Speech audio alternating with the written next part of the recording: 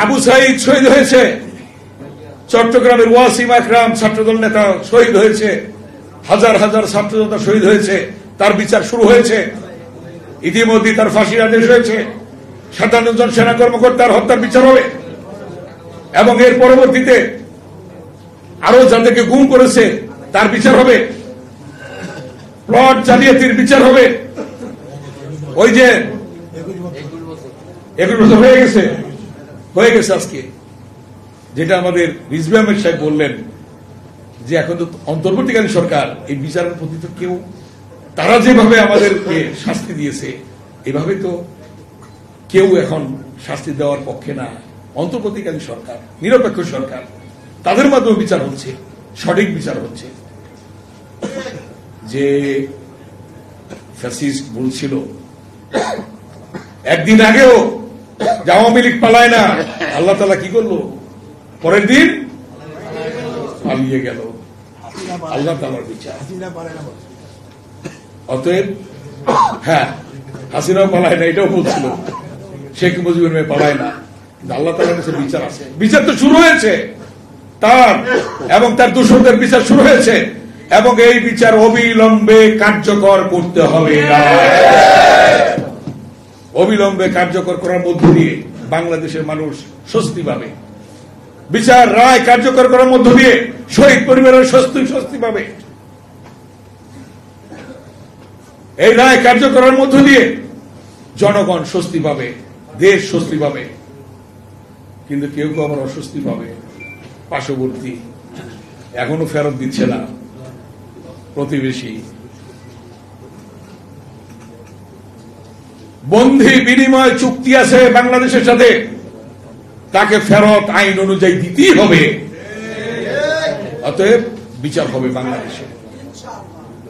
আপনারা জানেন সেই আপসীর নেত্রী বেগম খালেদা জিয়াকে কিভাবে মৃত্যুর পথে ঠেলে দিয়েছে আওয়ামী লীগের সন্না পান্ডা গুন্ডা মেম্বার চেয়ারম্যান, বিদেশে চিকিৎসা পায়। আর বেগম খালেদা জিয়া 3 বারের প্রধানমন্ত্রী, সেক্টর কমান্ডারের স্ত্রী, বীরুত্তমের স্ত্রী, রাষ্ট্রপতির স্ত্রী, সেনাপ্রধানের স্ত্রী, স্বাধীনতার ঘোষকের স্ত্রী। বেগম খালেদা জিয়া কি বিদেশে চিকিৎসার জন্য যেতে পারেন না? স্লো পয়জনের মধ্য দিয়ে বেগম খালেদা জিয়াকে হত্যা করতে চেয়েছিল। আজ তিনি অসুস্থ, হসপিটালে, কিন্তু আল্লাহ তাআলা তাকে বাঁচিয়ে রাখছে। ইনশাআল্লাহ সুস্থ হবে, আবার আমাদের মাঝে ফিরে আসবে। অতএব আল্লাহর বিচার আছে, আল্লাহর বিচার হচ্ছে। তাই যে উদ্দেশ্যকে, লক্ষ্যকে সামনে রেখে জিহাদে ডাক্তার মিলনরা, নূর হোসেনরা রক্ত দিয়েছে, বাংলাদেশকে গণতন্ত্রে ফিরিয়ে আনতে হবে। একদলীয় শাসন থাকবে না। বাংলাদেশকে গণতন্ত্রে ফিরিয়ে আনতে হলে নির্বাচনের বিকল্প নেই, নির্বাচন হতে হবে। মাননীয় প্রধান উপদেষ্টা বলেছেন ফেব্রুয়ারির প্রথমার্ধে নির্বাচন হবে। এই নির্বাচন বানচাল করার জন্য স্বাধীনতা বিরোধীরা অনেক অপচেষ্টা চালিয়েছে, এখনো চালাচ্ছে, কিন্তু কোন বাধাই ঠেকিয়ে রাখতে পারবে না। নির্বাচন ইনশাআল্লাহ ফেব্রুয়ারির প্রথমার্ধেই হবে এবং সেই নির্বাচনের মধ্য দিয়ে বাংলাদেশ গণতন্ত্রে ফিরে যাবে, জনগণ গণতন্ত্রে ফিরে যাবে। এবং যে উদ্দেশ্য ছিল, লক্ষ্য ছিল, বিএনপির ভারপ্রাপ্ত চেয়ারম্যান জনাব তারেক রহমানের যে কথাটি বলেছিলেন, দেশ যাবে কোন পথে, ফয়সালা হবে রাজপথে। 52 ভাষা আন্দোলনের সালাম বরকত রক্তের বিনিময়ে মায়ের ভাষা প্রতিষ্ঠা হয়েছিল, রাজপথে ফয়সালা হয়েছিল। 62 শিক্ষা আন্দোলনে ওয়াজুল্লাহ বাবুলের রক্তের বিনিময়ে শিক্ষার অধিকার প্রতিষ্ঠা হয়েছিল, সেদিন রাজপথে ফয়সালা হয়েছিল। 69 গণ অভ্যুত্থান শহীদ আসাদের রক্তের বিনিময়ে সেদিন গণ অভ্যুত্থান সফল হয়েছিল।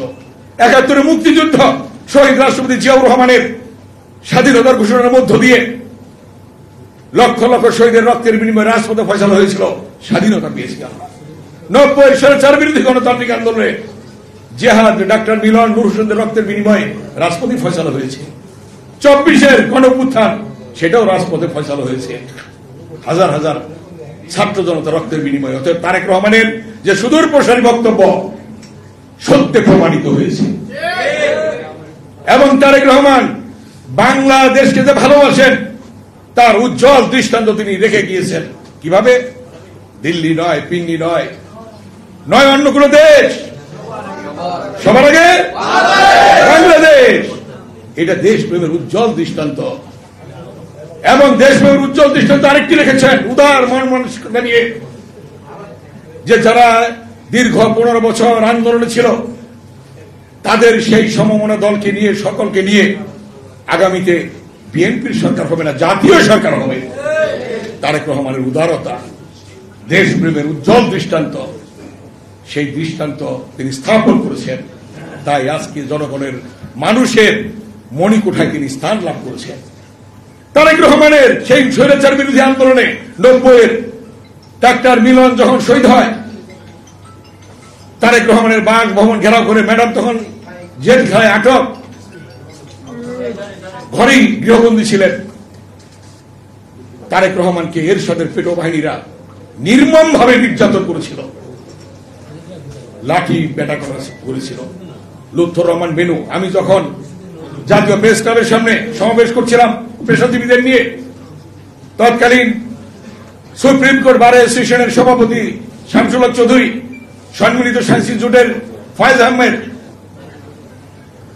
ডক্টরস অ্যাসোসিয়েশন অব বাংলাদেশ বিএম-এর সভাপতি প্রফেসর মাজেদ, ডাক্তার মাজেদ সহ আমরা পেশাজীবীদেরকে নিয়ে সমাবেশ করছিলাম। লুৎফর রহমান বেনু 11টা ছবি এনে দিল আমার হাতে। আমি তখন বক্তব্য রাখছিলাম। ছবিগুলির মধ্যে দেখলাম যে কালো দাগ তারেক রহমানের পিঠে। কি জন্য আক্রোশ? যখন আমরা স্বৈরাচার বিরোধী আন্দোলন করি, সর্বদলীয় ছাত্র ঐক্য গঠন করার মধ্য দিয়ে বিভিন্ন কর্মসূচি প্রণয়ন করি, তখন বেগম খালেদা জিয়ার কাছ থেকে ছোট ছোট চিরকুট এনে এবং আনুষঙ্গিক যা দরকার সেগুলি আমাদেরকে উনি দিয়েছিলেন। এইগুলি স্বৈরাচার এরশাদ খবর পেয়েছিল, যার জন্য তারেক রহমানের উপর এইভাবে নির্যাতন হয়েছিল। কিন্তু তিনি তো পিছপা হন নাই, তাকে নির্বাসনে রাখা হয়েছে, সেখান থেকেই নেতৃত্ব প্রদান করেছে। এই নেতৃত্বের মধ্য দিয়ে আজকে বাংলাদেশে অন্তর্বর্তীকালীন সরকার হয়েছে, খুনি ফ্যাসিস্টের পতন হয়েছে। তাই আজকে নির্বাচন হবে, ইনশাআল্লাহ বিএনপির ভারপ্রাপ্ত চেয়ারম্যান জনাব তারেক রহমান দেশে ফিরে আসবেন এবং সেই নির্বাচনে বাংলাদেশে জনগণের ভোটে জাতীয় সরকার হবে ইনশাআল্লাহ। সেটা হবে খালেদা জিয়ার নেতৃত্বে, তারেক রহমানের নেতৃত্বে ইনশাআল্লাহ।